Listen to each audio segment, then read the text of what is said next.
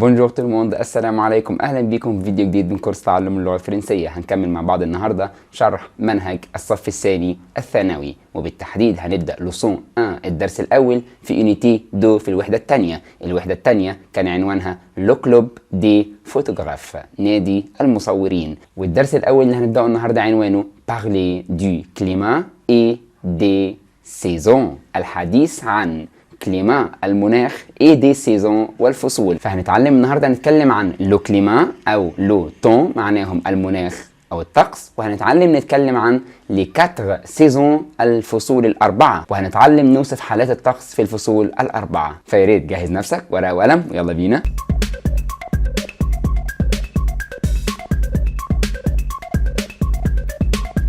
اهلا بيكم. هنبدا دلوقتي مع بعض. هعرض لك لنو ماسكولين الكلمات المذكره، لنو فيمينا الكلمات المؤنثه، وبعد كده مباشره هبدا اشرح لك تو لي بوين، كل النقط اللي موجوده في لوسون في الدرس الاول. فيا ريت تركز معايا. انا هختفي حالا من الشاشه وهيظهر قدامك لنو ماسكولين الكلمات المذكره، ويا ريت ريبيتي تكرر معايا زي ما احنا متعودين. ظهر قدامك لنو ماسكولين الكلمات المذكره.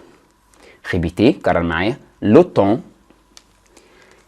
طبعا مترجمه قدامك، كل كلمه ظاهره بالترجمه بتاعتها. لو طون يعني الطقس، لو كليما نفس المعنى، ان سيل، لاك، فولكان، arbre, oiseau, soleil, vent, les échecs, le printemps, l'été, l'automne, l'hiver, insectes, orage, paysage, nuage.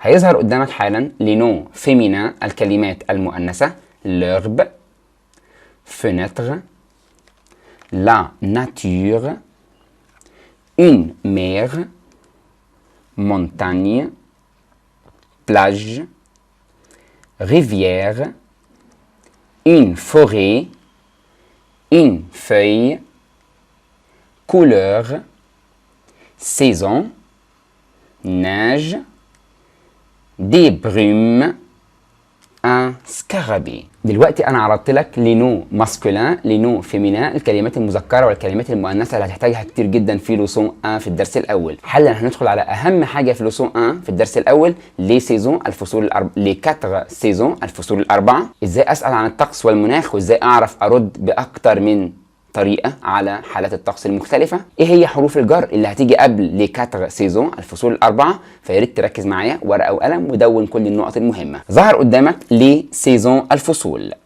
في سؤال الاول هنعرفه مع بعض علشان نعرف نرد عليه ونعرف من خلاله كل النقط المهمه في لوسون 1 في الدرس الاول. السؤال ظهر قدامك: En quelle saison sommes-nous؟ في اي فصل نكون؟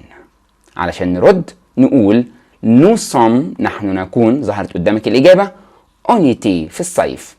أول تعليق هناخد بالنا منه حالا. من خلال الإجابة دي هنلاحظ إن أول فصل اتكلمنا عنه été الصيف، قلنا nous sommes en été. لاحظت حاجة؟ قدام فصل الصيف حطينا حرف جر o اللي هو الأو إن. تمام كده؟ طيب هنجرب فصل تاني. nous sommes en hiver، إحنا بنكون في الشتاء.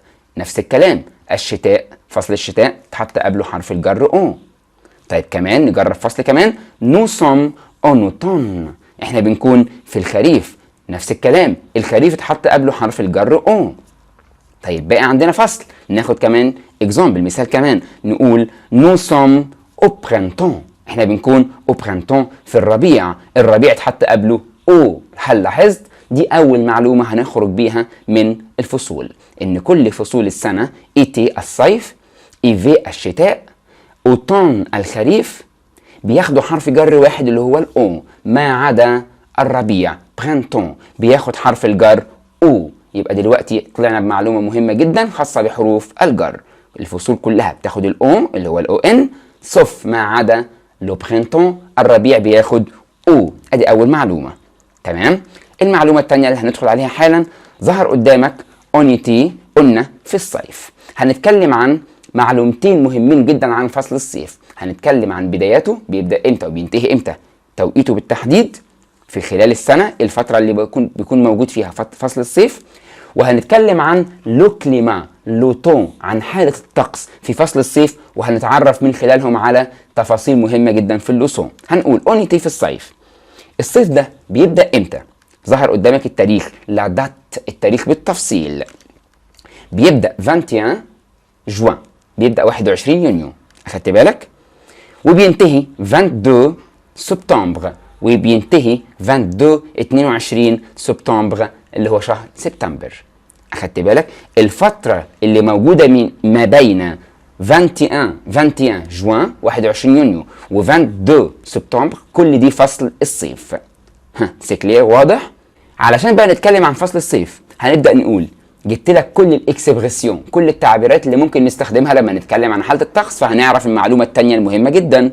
ممكن نقول على الصيف، في الصيف ممكن نقول il fait chaud، الجو حار. أخدت بالك؟ حد هيقول يا مسيو il fait، مش ده فيرب فيغ اللي هو معناه يصنع، يفعل، يمارس؟ برافو، هو ده بالتحديد. بس النهارده فيرب فيغ جاي في اكسبريسيون، في تعبير اسمه il fait. يعني ايه il fait؟ الجو يكون، الطقس يكون. الترجمة ترجم براحتك، ولكن اللي هنعرفه النهاردة ان il fait، التعبير اللي ظهر قدامك ده هيجي بعده اي صفة تعبر عن حالة الطقس انا محتاجها. فهنا قلنا il fait chaud، الجو حار. طيب هل ممكن اجاوب بطريقة مختلفة؟ طبعا عندك اكسبريسيو تاني ممكن ارد بيه عن حالة الطقس واقول il y a du soleil. بما اننا بنتكلم في الصيف، il y a معناه ايه يا مسيو؟ il y a معناه يوجد.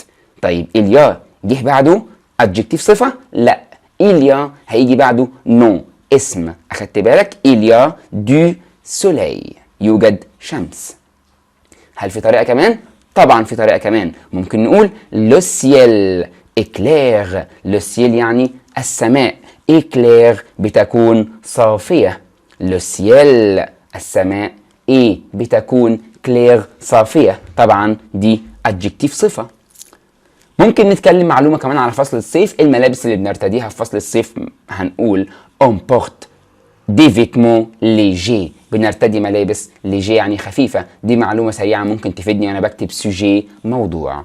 هننزل على الفصل اللي بعد كده en automne، في الخريف. الأول نقول الدات، التاريخ الأول بتاع الخريف بيبدأ 23 سبتمبر. أخدت بالك من حاجة؟ اليوم اللي انتهى فيه الصيف 22 سبتمبر. تاني يوم مباشرة بدأ فصل الخريف. بيبدأ الخريف 23 زي ما ظهر قدامك الدات، التاريخ 23 سبتمبر، بيبدأ 23 سبتمبر، وبينتهي 21 ديسمبر، بينتهي 21 ديسمبر. كل الفترة اللي موجودة بين 23 سبتمبر إلى 21 ديسمبر، كل الفترة اللي موجودة ما بينهم كلها خريف. طيب ناخد معلومات عن الخريف، برضو ناخد بعض الاكسبريسيون، بعض التعبيرات اللي هنتكلم بيها عن حالة الطقس. نقول لي فون سوفل، الرياح سوفل. أخدت بالك من الفعل ده؟ سوفل بتهب، ده فيرب سوفلي، مجموعة أولى طبعا. ممكن نقول لي فeuilles des arbres tombent، أوراق الأشجار tombe بتتساقط. نقول نتكلم عن حالة الطقس في الخريف، نقول il fait mauvais.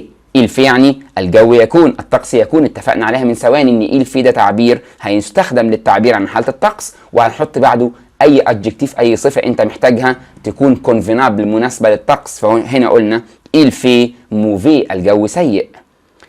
il y a du vent، يوجد رياح. هننزل على الفصل اللي بعد كده اللي هو l'hiver، الشتاء. وهنقول en hiver، في الشتاء. هنتكلم الأول عن الدات، التاريخ. بيبدأ امتى الشتاء؟ بيبدأ 22 ديسمبر، لأن الخريف كان انتهى 21 ديسمبر. تاني يوم مباشرة بدأ الشتاء 22 ديسمبر. طب ينتهي امتى الشتاء؟ سو ترمين، بينتهي 20 مارس، 20 مارس. هنتكلم عن حالة الطقس في الشتاء. هنقول il fait froid، الجو أو الطقس بارد. أخدت بالك برضو il fait حطينا بعدها صفة. le ciel est couvert، السماء couvert، جاي من فيرب كوفرير اللي هو يغطي، يبقى هنا كوفير يعني مغطاه، يعني ملبده بالغيوم. او ممكن نقول لو سيل اي جري، رمادي برضو يعني ملبده بالغيوم. ممكن نقول il pleut، الجو يمطر. طبعا البلو ده جاي من فيرب اسمه بلوفوار، تمطر. ظهر قدامك فعل من الافعال الغير شخصيه اللي ما بتصرفش الا مع الضمير il سولمو فقط. ممكن نقول il y a des brumes يوجد ضباب. سي كلير، واضح؟ on porte نقول معلومة عامة عن الشتاء بقى، ممكن نقول on porte des vêtements lourds، بنرتدي ملابس ثقيلة. نتكلم بقى على آخر فصل اللي كان بياخد حرف جر مختلف لما قلنا au printemps في الربيع. الربيع الدت بتاعه التاريخ بتاعه امتى؟ بيبدأ على طول 21 مارس، 21 مارس. اليوم انتهى فيه الشتاء كان 20 مارس، 20 مارس. 21 على طول 21 ابتدأ لو برينتون الربيع.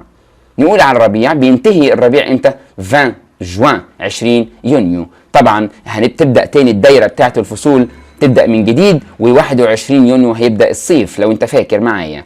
كمل معايا بقى. هنتكلم عن لوتو، عن الطقس او برينتو في الربيع، ونقول il fait. طبعا il fait خلاص اتفقنا ان ده تعبير بعبر عن حالة الطقس.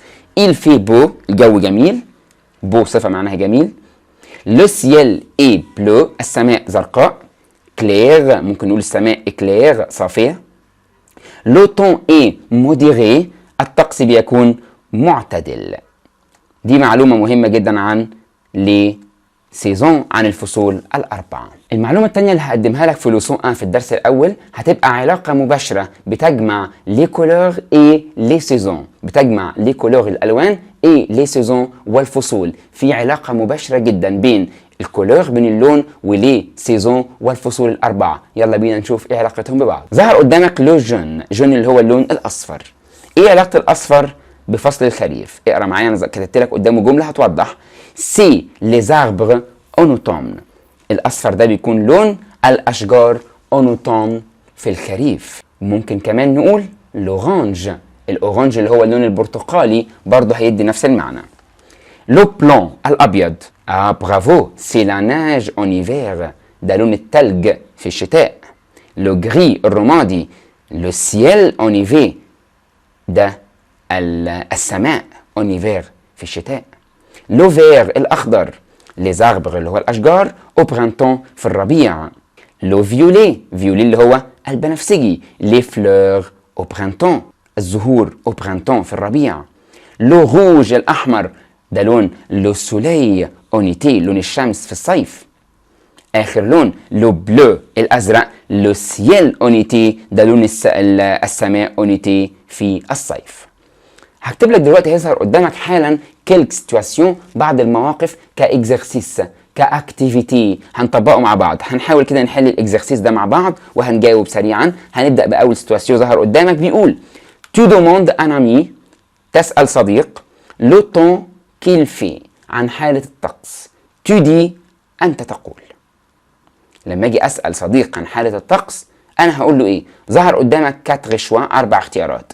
هقول له كيلور ايتيل، ولا رقم بي هقول له quel temps préfères-tu، ولا quel temps fait-il، ولا en quelle saison il fait، ولا هقول له en quelle saison il fait froid.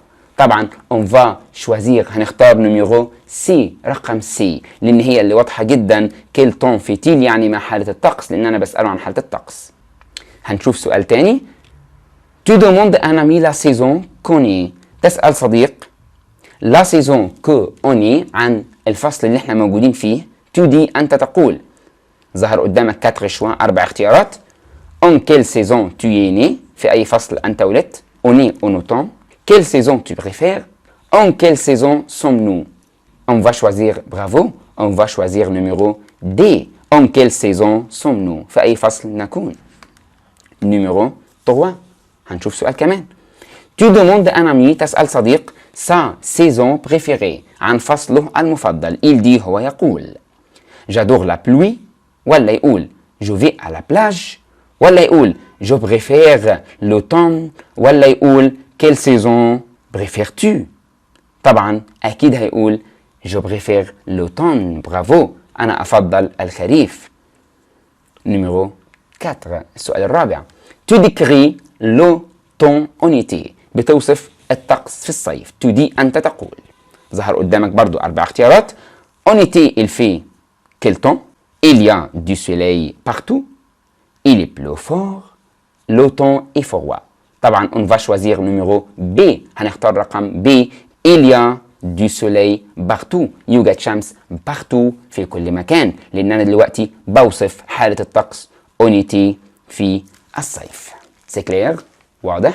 ده كان شرح سريع ومفصل للوسون 1 للدرس الاول. يا ريت نكون فهمنا كل النقط اللي اتشرحت فيه. كده انا خلصت الفيديو. جيسبير كو فوز افي تو كومبري. اتمنى تكونوا فهمتوا كل شيء. جو فوز اتون على بروشين فيديو. ا بيانتو.